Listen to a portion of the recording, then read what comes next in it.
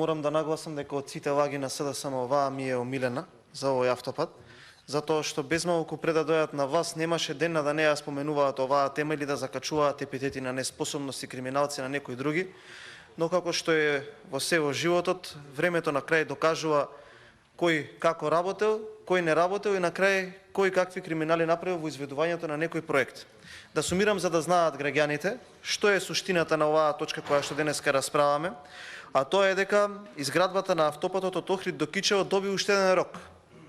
Дека овој рок во мандатот на СДСМ е трет поред, тоа за граѓаните треба да го знаат, дека наместо да е готов, како што требаше да биде до 2018 година, со ваквите анекси со кои што го продолжуваме рокот, првично беше предвидено рокот нели да заврши 18-21, сега рокот се пролонгира до 31 декември 2023 година со ова што ние го правиме денеска и дека нема рокови за тоа како ќе се пушта автопатот во употреба.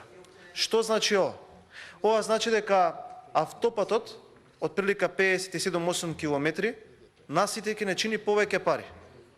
Ова значи дека 5 години додека СДСМ и коалицијата е на власт, на овој автопат нема подобрување, а не чини само поскап. Ова значи дека овој автопат вие го направивте најскапиот автопат во Европа, кој што чини 10 милиони евра по километар.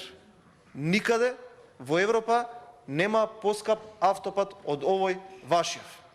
2017 година, кога ја превземавте власт, ви оставивме автопат со завршено 51% реализација. Сега, 5 години од кога сте на власт, завршени се само 62% од работите. 5 години на готов автопат со завршени постапки, само 11% сте успеале да завршите. Не постои друг збор освен катастрофа. Не постои. Колегата убаво ви објасни, тоа што е направено, сега е до таа мера амортизирано, да веќе е неупотребливо. Не само што не го направивте, не само што ги продолжувате роковите, туку доведувате луѓе во опасност. Се случуваат сообраќајни несреќи. Се превртуваат шлепери. Имаше и жртви на таа траса. Кој ќе ги обештети тие луѓе?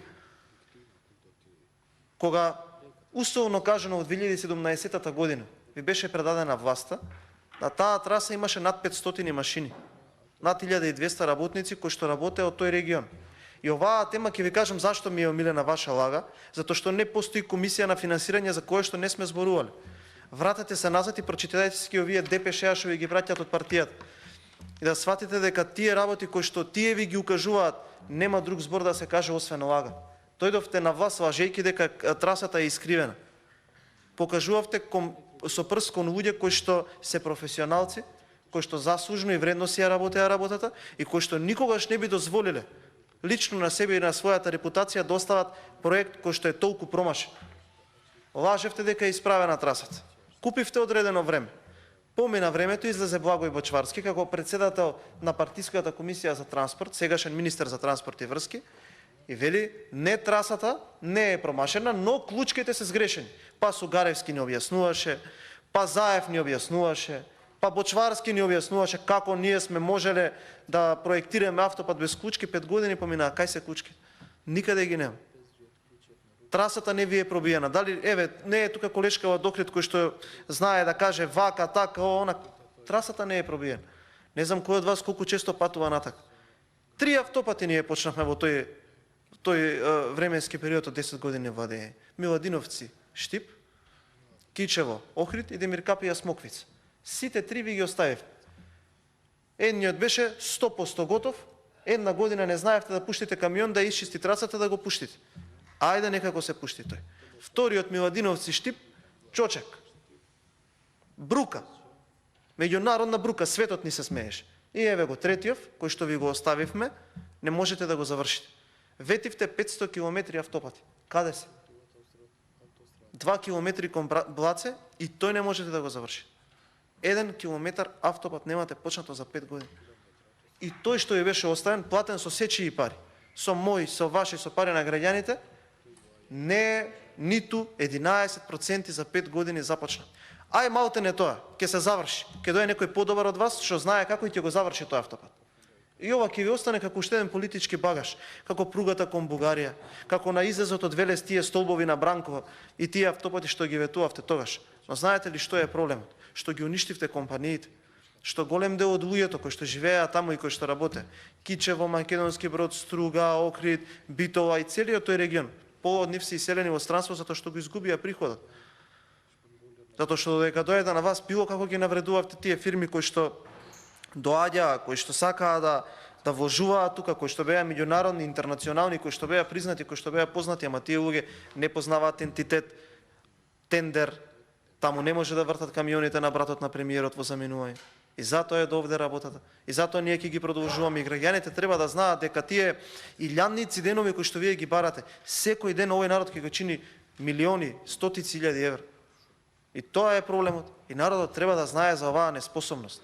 Затоа што утре за овакво нешто треба некој да биде повикан на одговорност. А зошто? Сега ќе ви кажам зашто. Затоа што вие да ги работите на време. Па дури да беше искривена трасата, а не беше. Лажете дека беше, затоа што таму не се луѓе кои што се непознавачи, па тој извештај со кој што мафташе колегата Велковски, истиот тој надзор констатирал дека не е промашена трасата. Еве, има тука луѓе кои што знаат од инфраструктурни проекти, се разбираат. Не може таму јас да отидам или колегава Јулевски. Таму има договор подпишан, има надзор, има луѓе архитекти, има луѓе изведувачи, сериозни компании кои што граделе во најголемите земји во светот. Тие нема да се посрамат у Македонија 57 км да утнуваат автопат затоа што Заев мислел така. Или дека клучки немало. Да сте си ја работеле на време работата, можело и трасата да ја исправите, и клучките да ги направите, и немало за 5 години само 11% да има придвижување во градежните активности. А секој ден со кој што ние ќе го продолжуваме рокот ради вашата неспособност, овој народ ќе го чини повеќе и повеќе и повеќе и повеќе пари, а повторно кога ќе поминувате низ таа траса, работник нема да видите, машини нема да видите, трасата ќе биде се уште непробиена и ќе биде небезбедно за граѓаните. Благодарам.